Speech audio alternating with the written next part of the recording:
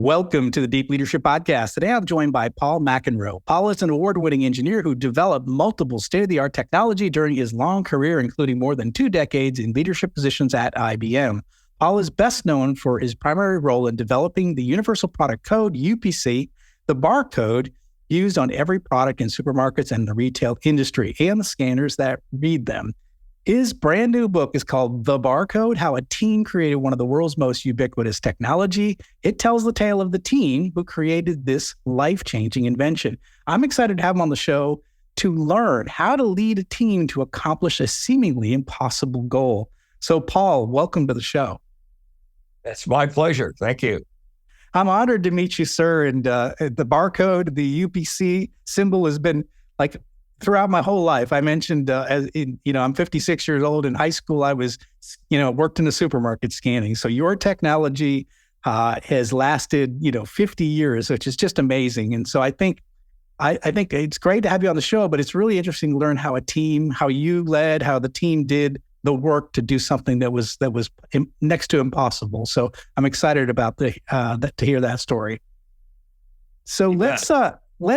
Talk to us about the barcode. I mean, how has this staple become a staple of the modern electronic world? And is it surprising to you that 50 years later, it's still like the standard? Well, it is that it's 50 years later. I did realize that once we got it selected as the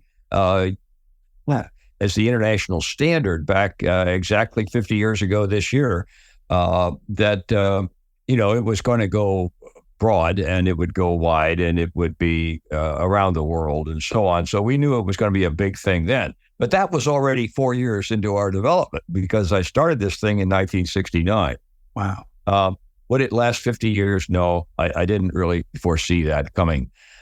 Perhaps you're interested. Your listeners would be interested in how we got started in this thing, and that leads to a lot of the answers to the questions you asked.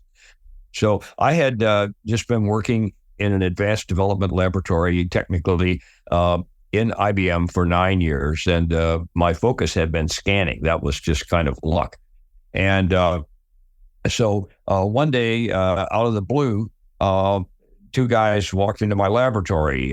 One of them was Jack Keeler, who later became the president of IBM, and the other one was a guy named Lou Stevens, who had been one of the 2 inventors of the RAMAC, which was the name for the random access storage disk that IBM first built, the first random access storage device in history. So they came in, Lou because he was my boss's boss, and Jack because he wanted to offer me a new opportunity. And the opportunity he offered me was that he told me that IBM's chairman and CEO was a guy named Frank Carey. And Frank had been concerned that IBM's growth curve could not be continued just by building more bigger and faster mainframe computers. So he wanted to go to Silicon Valley and buy some startups to get into things that would increase the applications around computing. And he was told by his staff, forget it, Frank, that isn't going to work. IBM's culture, their stock option plan, all this and that, the close, everybody will quit the next morning. That's not what they want. And if the people quit, you have nothing because patents themselves aren't worth anything. You need the people that know how to implement them. And so he said that then Frank Carey and his staff decided, okay, the next best thing is we'll find somebody in IBM that we can do a pseudo startup with. And they happened to pick me. I don't know all the reasons why or exactly why, but I had been going to Stanford. I'd gone to the engineering school there in graduate school for several years, and then I switched over to the biz school. And I was in Silicon Valley, and I had developed a lot of different kinds of products in the 9 years. So anyway, I was asked to pull together a team to start them in a new business, a business that would be peripheral to the mainframe computers that would create more applications, more data to be manipulated by those major processors. And so I was fortunate to be able to pull together the first part of the team, which was just two helpers to look at different industries. We looked at banking. We liked that a lot. We started to go there, but it turned out we found there's another organization back in the wilderness of IBM that was already doing that. So we didn't want to interfere with that. So then we went back and looked again. IBM was organized by industry in those days, and the distribution industry is where we went. And I worked with a gentleman who was the head of the distribution industry. So all the sales and marketing organizations of IBM were industry oriented. So the distribution industry salespeople who sold computers to the Macy's and the all of those types of companies, the Safeways and so on, brokers that were in the distribution industry, all those salespeople reported up to him, and he knew what they needed and required. And so they had well documented the need for increased speed at point of sale, inventory management and control, reordering, and better decisions on how to sell stuff from the store, where to position it, et cetera, et cetera. And so we worked with the head of the distribution industry. By the way, that was a guy named John Akers, who also later became CEO and president of IBM. And so it's kind of interesting. There were three presidents of IBM, the current one and two others that were 4 or 5 of the important people in this program. Anyway, so I pulled together this proposal for starting up a new business in retail and supermarket industries. And we also included in that everything from hotel, motel, which we regarded as a distribution thing. You know, you go around, you travel, you stay in a hotel, fast foods, 7-Eleven stores, gas stations, all of that. But we decided to start with retail and supermarket, big retail and supermarket. And so down the road we went, and I put together a proposal treating IBM executives just as though they were venture capitalists, and put a proposition in front of them for money and everything, and they bought it, and off we started. And so that's when the real team development started. So then I was asked, I had to get going. And I had been told that they'd prefer to do this business in North Carolina, even though I was in California, because the North Carolina facility had been started only 4 years earlier in 1965, and the factory was just being completed and was certainly far from full. And so they wanted to bring new products there to develop. You being a manufacturing guy would appreciate that. And so I moved to North Carolina, and upon arriving there, it was a typical situation for IBM development manufacturing situation. That is to say, they have a development laboratory, usually in the same location as their major manufacturing plants. And the manufacturing plants typically manufactures, there are exceptions, but they typically manufacture the products that are developed by the laboratory. Laboratory, about 1,000 people at that time, and the manufacturing facility, 7,000. And it would grow later, of course, both of them would grow. Anyway, I went there, and I could see, what the products were going to be. I mean, we were going after point of sale. We had described this to the executives, and they bought it. So we knew we had to do scanning. We had to come up with some kind of a symbol to be scanned. As yet, the symbol selection committee of the Universal, that eventually decided on the Universal Product Code from the Supermarket Institute, hadn't even been formed yet. Yes, this was 1969. They were formed in 70, and then they articulated what they wanted in 71 and picked the one that they would use, which happened to be ours in 1973, 50 years ago this year.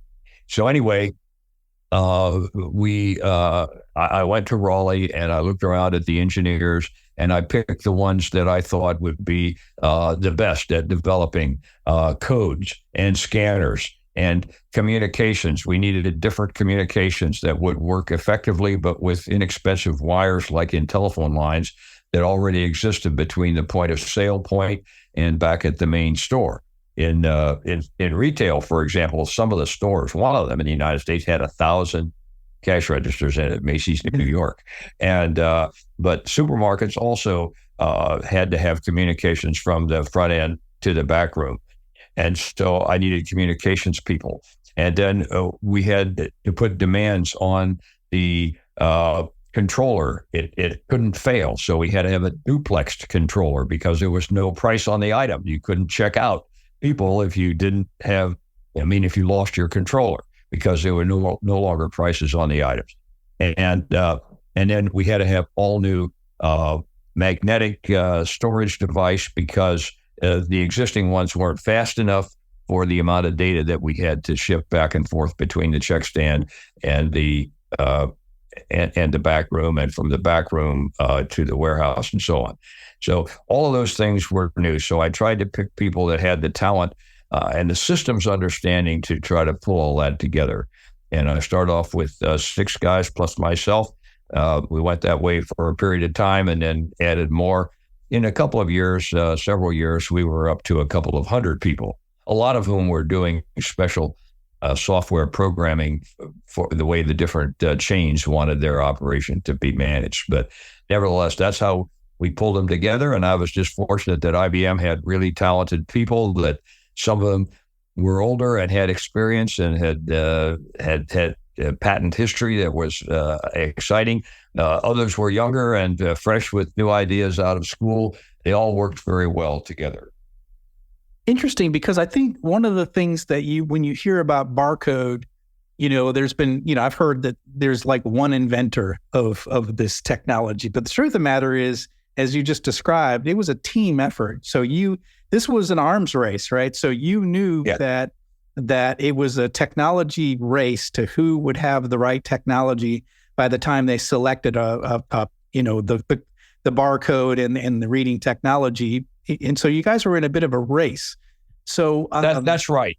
Just to comment on what you brought up there, because there is a lot of misunderstanding. If you go on the internet and you look around, you'll see the claims that somebody invented the UPC. And in fact, they specifically talk about Joe Woodland, who was a member of my team. And he did invent a code that could be scanned, but it wasn't the UPC. It didn't work very well. And he invented it back in 1948 and didn't really have a chance to make anything of it because there was no good scanning technology at that time. Light sources didn't exist. He didn't have the wherewithal to pull together a system around it either. And the code did not work very well. It had a big high failure rates. I got a call back in 1970 from Joe Woodland, who by that time, coincidentally, not related to me, but coincidentally, happened to be working for IBM. He had moved around from one company to another. 20-some years had passed since he invented his code, the bullseye code, as it's called. And he said, "Hey, Paul," he said, I'm working here in the laboratory at IBM in upstate New York. It's cold up here. I'd love to be down in North Carolina. And I have studied the code that you and your team have come up with, and I think it's absolutely outstanding. It's far better than mine, and I would like to come down and join your team. I'm excited about the supermarket industry and supermarket applications, and he had very well defined that in his early years, better than anybody else.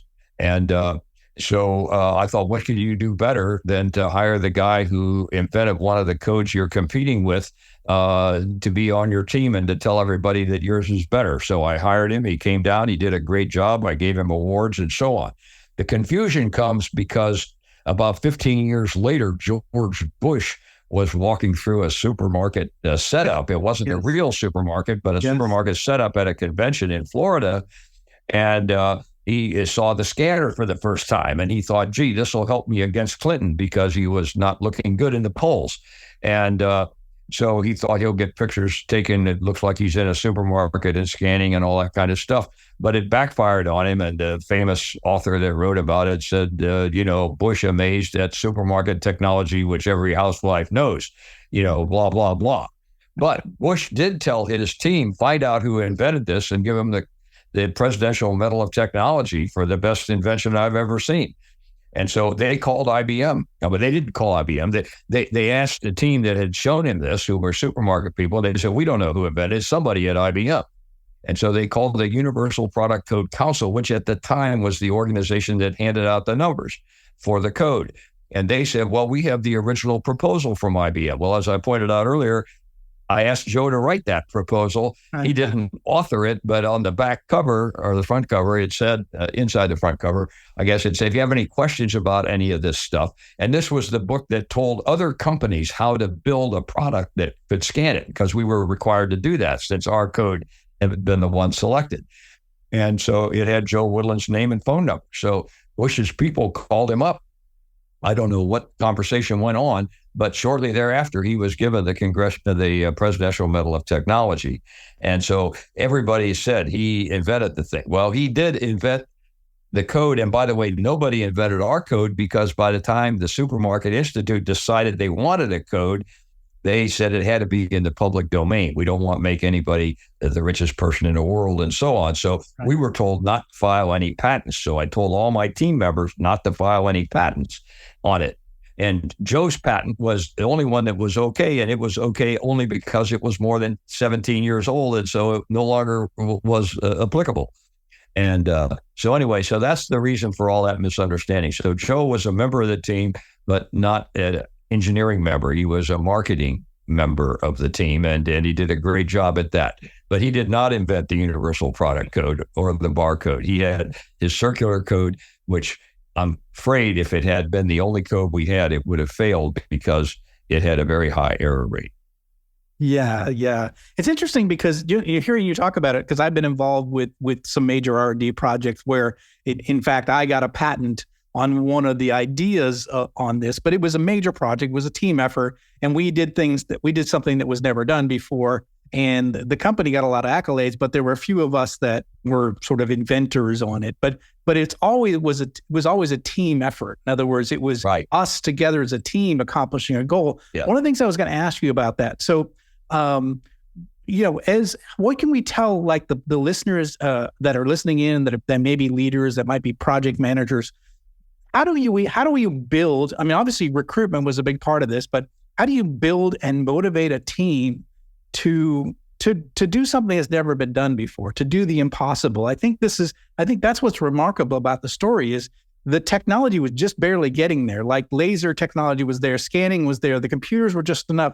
I mean, everything was right on the ragged edge of being available at that time, and you put it all together and won the day. I think that's a major story. Yeah. You're right. There were many technologies that were on the ragged edge. Yeah. My opportunity was that I knew one of the edges. My edge was scanning, but the others I wasn't the expert at. But I had bumped into them in my 9 years at IBM. Before I had worked with the people that developed Winchester technology for file recording, magnetic recording. We put stripes on credit cards the first time they were put on. We built the barrier rapid transit magnetic stripe on a ticket. And we used the code in magnetic form for the retail in the first 25, 30 years. And I was familiar with scanning bars. So I picked George Lauer to lead the code team. And he had 3 or 4 people that were really instrumental in helping. He came up with some of the ideas. We had ideas about how to make the code more reliable than Joe Woodland's old code. And there was a different guy that came up with that. So the real key items of the symbol were like 4 different guys. But we did have an expert in each of the fields we needed. We had 2 experts in communications. We had experts in communications that knew a lot about error detection and error correction, including George Lauer. And so that was satisfied. I had made friends with people when I was back at IBM in San Jose who were experts in magnetics. We didn't have one locally. We were good enough to be able to build wands to scan magnetically, but not the whole file system.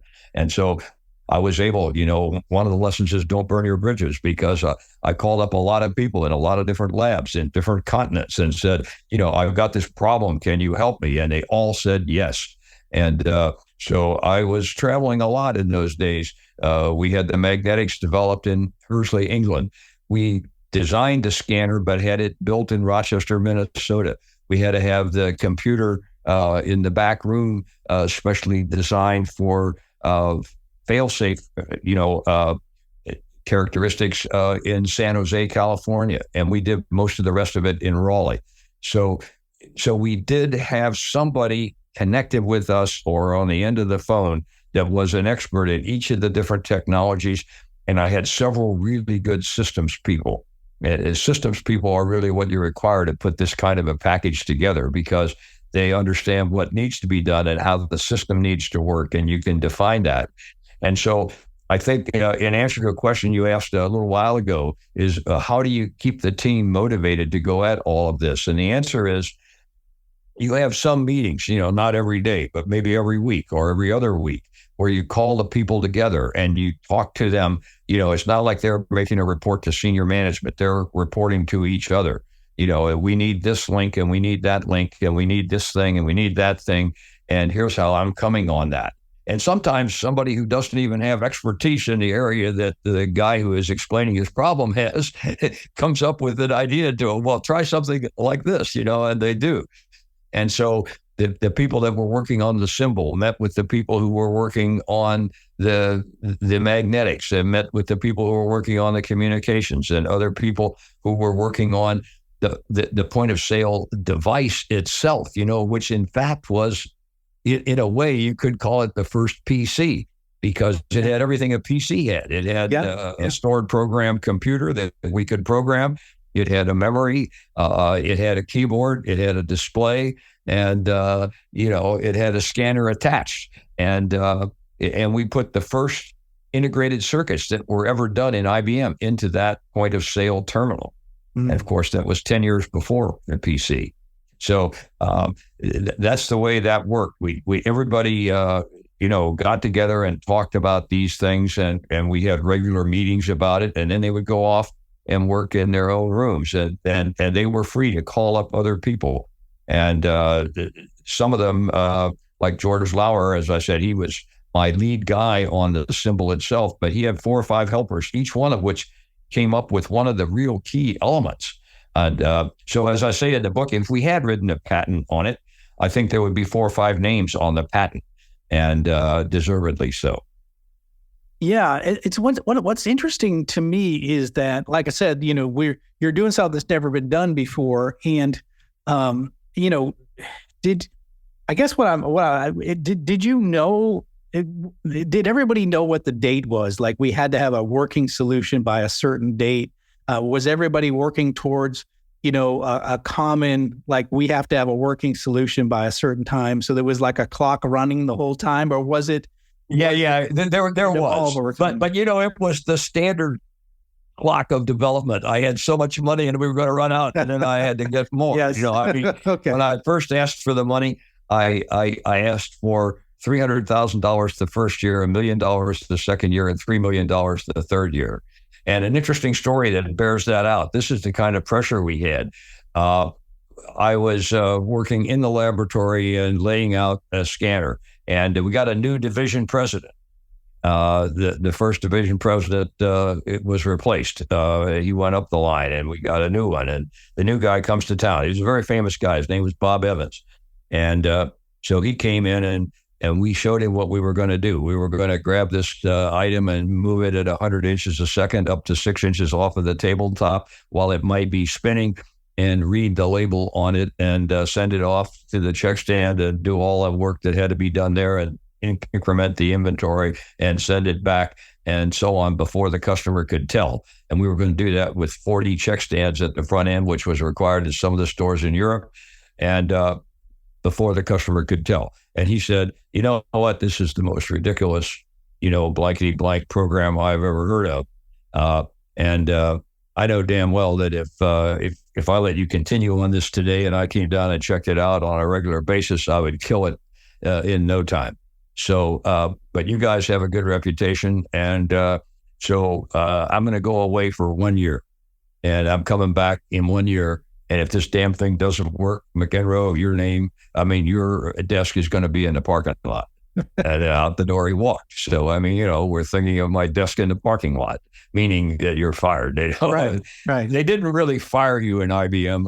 They wouldn't have fired me. What they would have done is, you're out of this job, and, they'd move me to some hallway at the end of the hall, and I'd have no secretary or assistant or anything, and nobody would dial my phone for 6 months, and then they'd give me a new job. Right. Anyway, that's what happened to you in those days. So, he came back in 1 year to the very day. And he was a busy guy.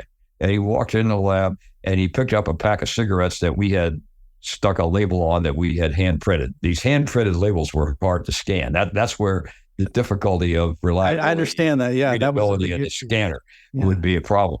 And so he picked that up and he threw it across the check stand, and it bounced around and slid across, and it read it correctly. And, he said some unmentionable thing, and then he got down on his hands and knees. And by the way, he was like 275 pounds. He was a very big man. He got down on his hands and knees and opened the doors up underneath the scanner like he was expecting to find some small fellow under there keying numbers in a thing based on what he knew they were going to scan. And of course, he didn't find the gentleman under there. And, he walked out in the parking lot and bought us back a prize. Actually, the prize he bought us were 3 bottles of Jack Daniels, which we would all have been fired for having if IBM ever caught us with it. But whatever. So that was kind of the urgency of it. We knew we had to get it done, and had to get it done in that time frame. And of course, once we were selected as the international standard, then there was a time frame, And by the way, we didn't win it. NCR beat us to the punch. NCR, I had seen them as an opportune target because they had 95% of the marketplace. And by the way, they had that kind of market hit for almost 100 years. They started in the 1870s, 1880s, and they were worldwide. But they had this big old cash register that was very, very heavy and not very convertible. It was cast iron, and big levers and keys and everything. And you can see, hey, all we got to do is beat that thing, and we've got a market outlined for us. But we knew we had to do it. And so NCR, they had proposed a green, black, and white code that was rejected. And they weren't even a finalist. They were rejected early on, and then they adopted our code and supported us in the selection process. And then, of course, I remember I told you about I had Woodland write the instructions. So we published the instructions immediately after we were selected for other companies to read. And NCR got the instructions, and they had their reader working before ours. Why? Because IBM was under Justice Department supervision. We had to be very certain that we did not announce anything until we had tested it 6 ways from Sunday. And we didn't sell anything until we had tested it even more. So we had all kinds of tests going on and being conducted around different in the United States and outside the United States. And so we were a month or so behind NCR. That's why you've heard that the first scanner was an NCR installed store in a Kroger supermarket, or in a supermarket rather, in Ohio near their facility. Interesting. So one of the things I was thinking about is younger people that might be listening into this discussion, and they might be thinking, wow, this was an amazing story. This is a 50-year technology. But one of the things is you were working on something to improve conditions and to make things better. So you were basically improving operations inside retail and supermarket spaces, right? One of the things that a lot of people are chasing money today versus, ways to improve things. And do you have any advice for younger generations who might be working on inventions or new technology or something, and what they should be focused on versus, maybe chasing the dollar, but more chasing what's really important for society? I've seen a lot of people chase the dollar, and I haven't seen a lot of success. I've known a lot of people that did have a lot of success, but they were really chasing a passion or their interest, or they had a company that had some ideas about some products, and they really grew. and they filled in those product ideas. But if you're just walking around thinking, what can I invent that will make me rich? I think you're not so likely to succeed.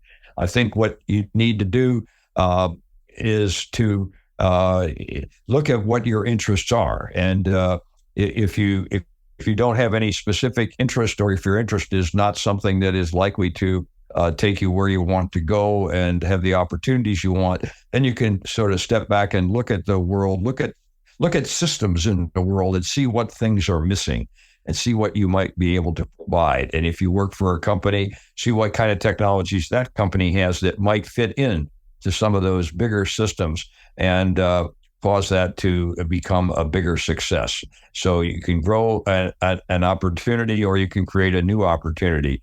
And incorporate the teamwork. Don't try to do everything. Just try to understand the system that you're working with, and see what you can do to help contribute it to get started. And then call on other people, friends, and whoever you might need to call on to contribute something to what you're trying to do, because a team can do a lot more than an individual. No, that's such a great advice. What do you feel when you go? I mean, when you're in a supermarket, or you're, like everything in my cabinets, even in our factory, we run everything on UPC codes, just to that, we use barcodes for scanning and tracking, like the life cycle of our products and what have you.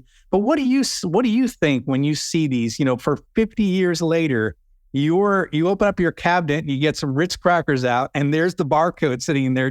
What does that make you feel? I'm kind of like everybody else, I mean, I do the shopping for the family, and it's just my wife and I at home now. And I love to go to the supermarket, and I've introduced myself to the manager of my local supermarket. He's called up the head of the Albertsons stores in Southern California and had them come up. All the check stand operators know me. They have a great deal. I love it. I personally have the patent on the pistol grip scanner that you point at items in the cart. I got that patent myself in the program back in 1971, 2 years before we even came up, and 72 maybe it was. But anyway, so all the check stand operators, they all know me by my name. I know them by their name. I love it. We have a chat all the time, and we have a good old time. So I just kind of look at it as everything else. I was lucky to be in the right place at the right time, and have the right people, and nobody got rich on the barcode. Like I say, a lot of people think that I'm rich as sin, but I'm not. I mean, I just got a good salary and good promotions and so on and so forth. But I think it was very wise for the Supermarket Institute to say that, we're not going to make anybody, a billionaire because of the code. And I think that's paid off, because, if it had, then other people would be trying to create other codes and so on and so forth. We'd have 50 million codes, and they'd all be different, and therefore it wouldn't work. I mean, the reason it works is it's the same. It's the same in India as it is in China, as it is in the United States and Australia.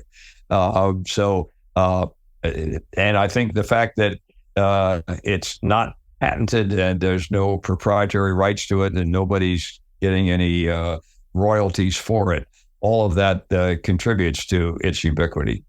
Wow, I love it. That's such a great story, such a great message. There's so many elements in there, leaders who are listening in, so many elements to Paul's story, with the recruitment, the motivation, the overcoming adversity, the challenges, your career is on the line, right? You're trying to outpace the competitors. There's opportunities for collaboration, networking. All these things were critical to developing this technology, and these are critical skills for leaders. So, there's one other thing that we should mention. We don't have time to go into it, but the public acceptance was, particularly political acceptance was very poor. 18 states passed laws against it. My first store wouldn't open because the picket lines from the union said they were afraid they were going to lose checkout operators. And the laser scanner, where there was worry that it would ruin everybody's eyesight. I had to send to Africa, buy monkeys and have them tested to be sure that, there wouldn't be accumulation of laser light in the eye and cause problems. So we had a lot. And the big concern that everybody had was, price is not going to be on the item anymore. Yeah. So, gee whiz, how are you going to live without prices on the item? Yeah. The answer is that the detailed checks slip that had the information next to the price that said how much you paid for it was better for comparison shopping than it was before.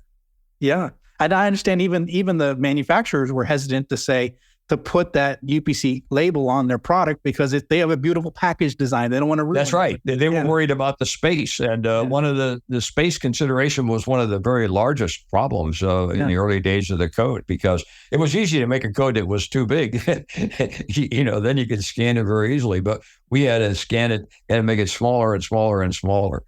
Yeah, and I understand that was a big challenge. I understand a pack of gum was the first thing scanned, or was a pack of 10? No, the gum is what it was, yes. Yeah. So it was a smaller barcode that had to pass or at least was the first thing. Well, it's a fractional, when we did, the standard barcode had two sides to it, and if you look at the bars, they're separated in the middle by some other bars. Mm-hmm. There's a whole story behind that. But anyway, it is 5 digits on the left and 5 on the right. It can go up to 6 now on each side and so on. And then there's a country code buried into some of the bars. But basically, on the gum and the real small packages like that, we had different options. So you could use only half a code. And that's what that was. Ah, man, this is such a great story. Listeners, I hope you are enjoying this conversation as much as I am. And if you want to dig deeper in this is a book that you're going to want to get, especially if you're like me. You love technology, you love stories of teams overcoming impossible hurdles. I encourage you to pick up this book. It's called The Barcode: How a Team Created One of the World's Most Ubiquitous Technologies. Paul, how can people find out more about you and this book? Oh, you can buy the book on Amazon, and I'm sure it goes down the line and goes to you based on its barcode. It's got one on the front and one that counts on the back. And it's available on Barnes & Noble, and it will be available at stores and so on. And that works out fine. Oh, that's great. And listeners, there's a link in the show notes for the book. I encourage you to get it. If you're anything like me, you're going to love this story. You're going to love the story of how they overcame all this adversity to create a technology that's still used today, and it's going nowhere. As far as I'm concerned, that technology will probably be around for 15 more years. So, Paul, I want to thank you for coming on the show and sharing this story of how you and your team developed this technology that still exists today. So thanks for coming on the show. It is my pleasure. Thanks again. Well, that's it for today. Thank you for listening to Deep Leadership. If you like this podcast, please subscribe and share so we can continue to build a world with better bosses. Until next time, this is John Rennie saying take care and lead well.